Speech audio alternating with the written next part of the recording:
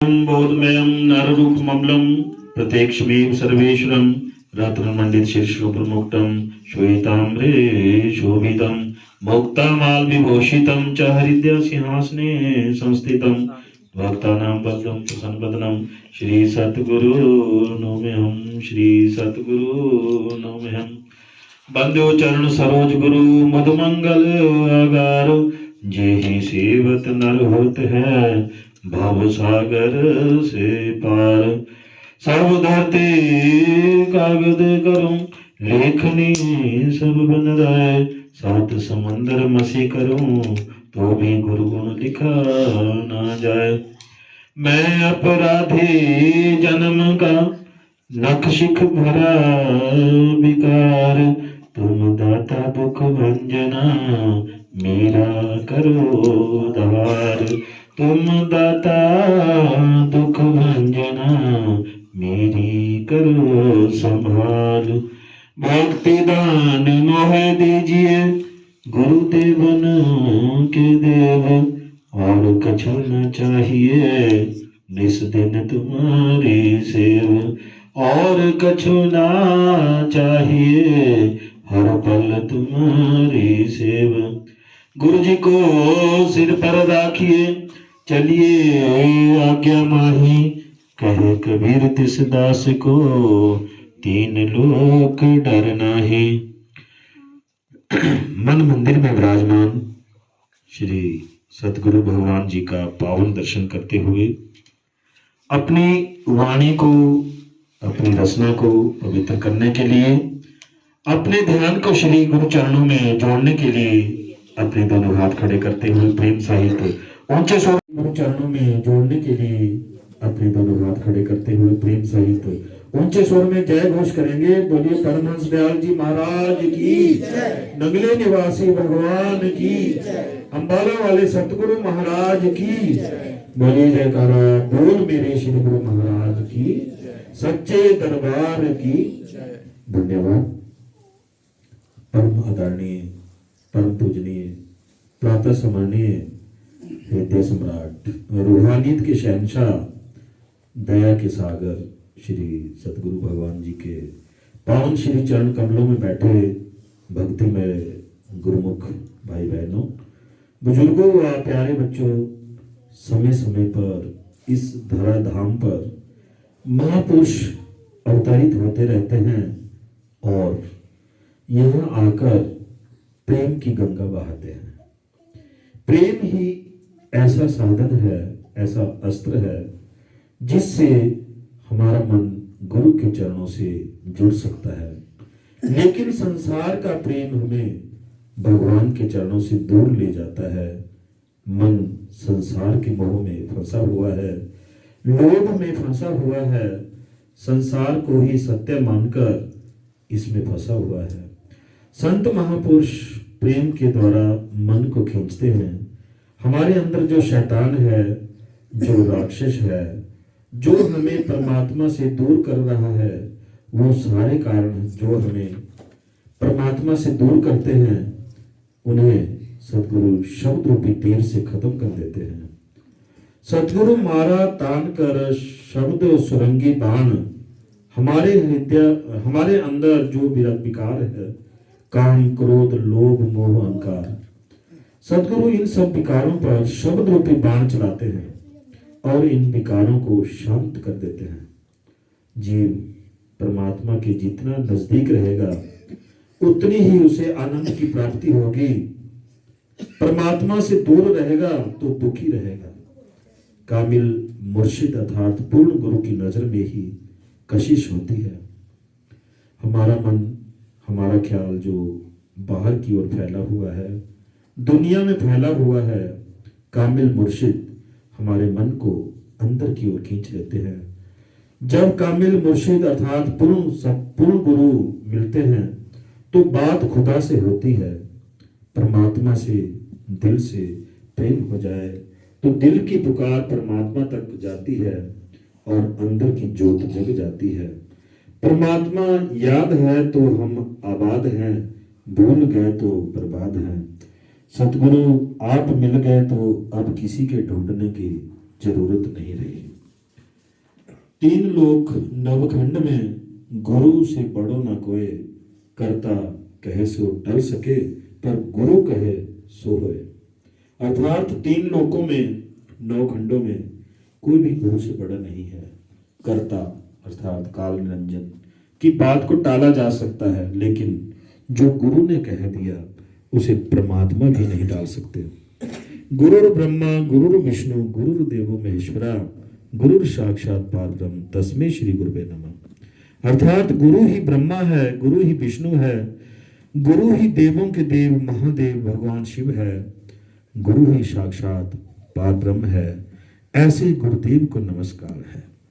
गुरु के सिमरन मात्र से नाशक विघ्न अनंत, ताते सर्वारंभ में ध्यावत है सब संत। कि गुरु का ध्यान करने मात्र से ही सभी विघ्न बाधाएं दूर हो जाती है। इसलिए सभी संत महात्मा कोई भी कार्य आरंभ करने से पहले अपने गुरु का ध्यान अवश्य करते हैं। राम कृष्ण से को बड़ा तीनों तो गुरु कीन, तीन लोक के वे धनी गुरु के आगे अधीन। त्रेता युग में 14 कला संपूर्ण विष्णु के अवतार श्री रामचंद्र जी ने भी विशिष्ट जी को अपना गुरु बनाया था। द्वापर युग में जब 16 कलाएं लेकर कृष्ण बनकर आए तो संदीपन जी को अपना गुरु बनाया। त्रिलोकीनाथ होते हुए भी गुरु के आगे नतमस्तक रहे। कहे नानक प्रभु यहो जनाई, गुरु बिना मुक्ति ना पाई भाई। गुरु नानक जी समझाते हैं कि गुरु ही मुक्ति का दाता है, गुरु ही भवसागर पार कराता है। इसमें किसी को भी कोई संशय नहीं होना चाहिए। गुरु धोबी शीश कपड़ा, साबन सर्जन हार, सुरत शिला पर धोइए निरखे रंगा पार। कि जिस तरह से धोबी मैले कुचैले कपड़े को साबुन लगाकर बड़े पत्थर पर, बड़ी चट्टान पर पटक पटक कर धोता है, फिर तेज धूप में सुखाता है और उसकी सलवटें ठीक करने के लिए उस पर प्रेस करता है और फिर इसके मालिक को सौंप देता है। ठीक इसी प्रकार गुरु भी अपने शिष्य के मन और आत्मा को भजन सिमरन के निरंतर अभ्यास से साफ करता है, पवित्र करता है और फिर आत्मा को इसके मालिक परमात्मा को सौंप देता है। गुरु गुरु गुरु में भेद है, गुरु गुरु में भाव, गुरु सोई नित बंदिए, जो शब्द बताया दाओ। कि संसार में गुरुओं की कमी नहीं है, लेकिन गुरु गुरु में अंतर है। जो शब्द का भेद बताए, केवल ऐसे गुरु को ही धारण करना चाहिए। तो जो आज का सत्संग है वो पूर्ण गुरु के ऊपर है कि पूर्ण गुरु में क्या विशेषताएं होती है। गुरु सोई जो शब्द स्नेही, शब्द बिना दूसरा नहीं सेई, शब्द कमावे सो गुरु पूरा, उन चरणन की हो जा धुरा, और पहचान करो मत कोई, लक्ष्य अलक्ष्य ना देखो सोई। शब्द भेद लेकर तुम उनसे, शब्द कमाओ तुम तन मन से। कि पूरा गुरु वही है जो शब्द स्वरूपी हो, शब्द का अभ्यासी हो, हमारे अंदर शब्द को प्रकट कर दे और हमारी सुरती को अनहद शब्द के साथ जोड़ दे। जिसे ऐसा गुरु मिल जाता है वह अपने अंदर उस शब्द की ऊंची और सुरीली आवाज को सुनना शुरू कर देता है, जो शुरू शुरू में घंटे की आवाज के समान होती है। पलटू साहिब कहते हैं, धुन आने जो गगन की, सो मेरा गुरुदेव। पलटू साहिब कहते हैं कि पूरे और सच्चे गुरु की यही पहचान है कि जो हमारी सुरती को उस शब्द से जोड़ देते हैं, जो शब्द सचखंड से, सत्य देश से, अर्थात परमात्मा के घर से आ रहा है। गुरु नानक जी पूरे गुरु की महिमा में फरमाते हैं, कहो नानक जिस सतगुरु पूरा, वाजे ताके अनहद तूरा। गुरु नानक जी फरमाते हैं कि वही पूर्ण सतगुरु है जो स्वयं शब्द से जुड़ा हो, स्वयं शब्द का अभ्यासी हो, शब्द की कमाई करता हो, नाम की कमाई करता हो। अनहद शब्द ही अनंत और कभी बंद ना होने वाला ऊंचा और सच्चा संगीत है। वह शब्द ही हमें हमेशा हमारे अंदर गूंजने वाली ईश्वरीय आवाज है। सच्चे गुरु अपने शिष्यों को उस शब्द को सुनने का भेद और तरीका बताते हैं। गुरु खुद उस शब्द या नाम से जुड़ा होता है। वो हमें उस शब्द या नाम के साथ जोड़कर हमें परमात्मा से मिला देता है। शब्द भेद गुरु से पाओ, शब्द माही फिर जाए समाओ। वास्तव में गुरु का असली रूप शब्द ही है।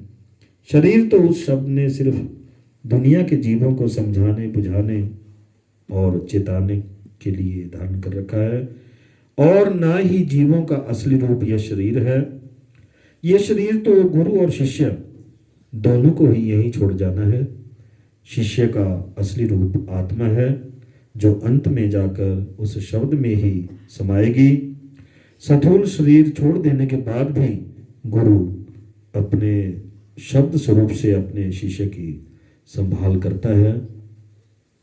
गुरु नानक साहिब फरमाते हैं, शब्दे गुरु सुरती धुनी चेला, कि गुरु असल में शब्द ही है। जीवों के लिए वह इस दुनिया में शरीर धारण करके उनको मालिक तक पहुंचाने का जरिया बनता है, और फिर अपना काम पूरा करके उस शब्द में ही समा जाता है। इसी तरह इंसान की आत्मा भी उस शब्द की ही किरण है, और किसी सच्चे गुरु को पाकर वह भी वापस उस शब्द में ही समा जाती है। बीते समय में कई पूर्ण संत हो चुके हैं, लेकिन हम उनसे अब लाभ नहीं उठा सकते। हमें तो मौजूदा गुरु की ही जरूरत है, और उसी से हमारा काम बन सकेगा। मौजूदा गुरु की जरूरत सिर्फ इसलिए कि वह हमारे जैसा इंसान होकर हमें हर चीज अच्छी तरह समझाते हैं। हमें जीवित देहधारी सतगुरु की जरूरत होती है। मुक्ति केवल देहधारी गुरु ही दे सकता है। गुरु की दाती ना मेटे कोई, जिसु बख्शे तिसु तारे सोई, कि जिन पर सतगुरु अपनी छाप लगा देते हैं उनको मौत के बाद यमदूतों के साथ नहीं जाना पड़ता। वे नाम की जो बख्शिश करते हैं उसे कोई नहीं छीन सकता। गुरु अर्जन देव जी फरमाते हैं, मेरा गुरु परमेश्वरु सुखदाई, पार ब्रह्म का नाम दृढ़ाए अंते होए सहाय। कि ऐसे सतगुरु मृत्यु के समय सेवक को खुद लेने आते हैं और यमदूतों के साथ नहीं जाने देते। सतगुरु हमारे सच्चे दोस्त और रक्षक हैं। सिर्फ इस दुनिया में ही नहीं, मौत के वक्त भी अपने नूरी स्वरूप में हमारी मदद और रखवाली करते हैं। गुरु नानक साहिब फरमाते हैं, सज्जन से नाली में चल दिया, नाली चल ही जिथे लेखा मंगिए तिथे खड़े दिसही। कि दुनिया के सब रिश्ते नाशवान है। हमारे बहुत से रिश्तेदार, दोस्त, मित्र हमारे जीते जी ही अलग हो जाते हैं। आखिर में कोई किसी के साथ नहीं जाता, ना ही कोई किसी की मदद कर सकता है। लेकिन संत वे असली दोस्त हैं जो मौत के बाद भी हमारा साथ नहीं छोड़ते, बल्कि हमें यमदूतों के पंजों से भी छुड़ाते हैं।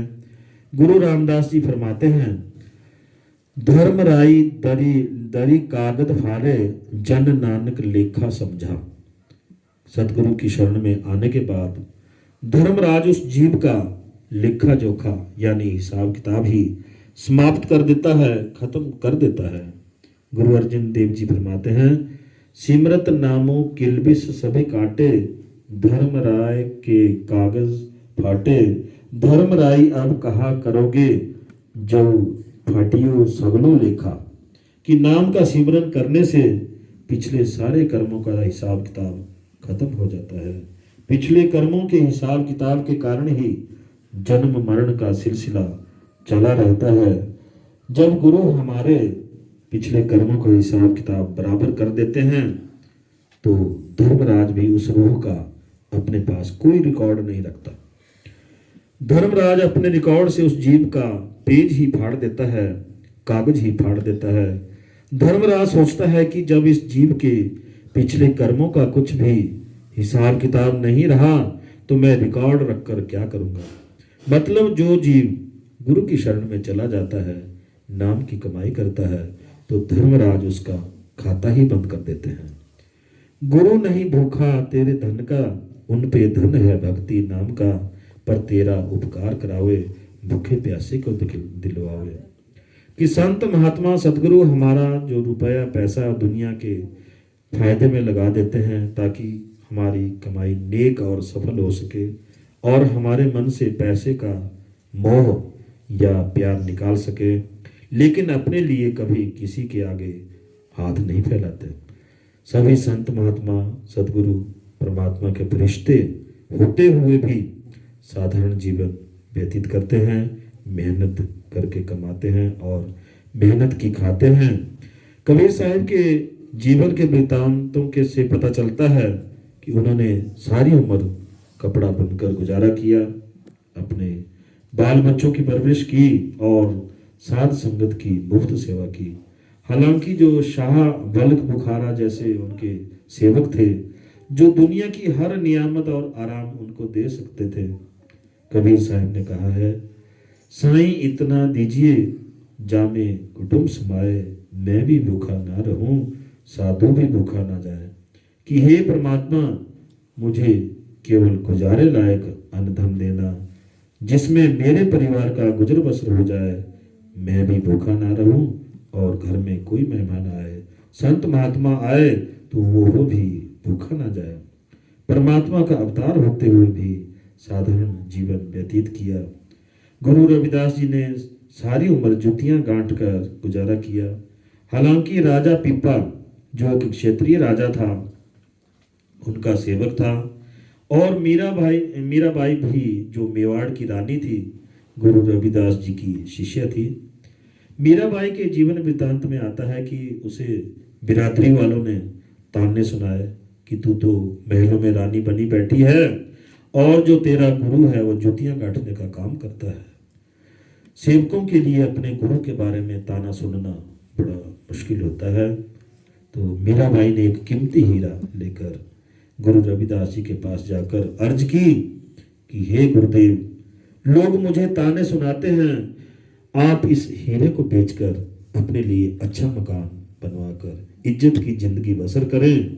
लेकिन महात्मा रविदास जी ने समझाया कि हे बेटी, मुझे तो जो कुछ मिला है वो इन जुतियों के गांठने और इस कुंड के पानी से मिला है, मुझे इस हीरे की कोई जरूरत नहीं है। महात्मा खुद मिसाल बनकर दिखाते हैं कि किस तरह दुनिया में रहते हुए, दुनिया के काम काज करते हुए मालिक की भक्ति करनी है, परमात्मा की भक्ति करनी है, नाम की कमाई करनी है।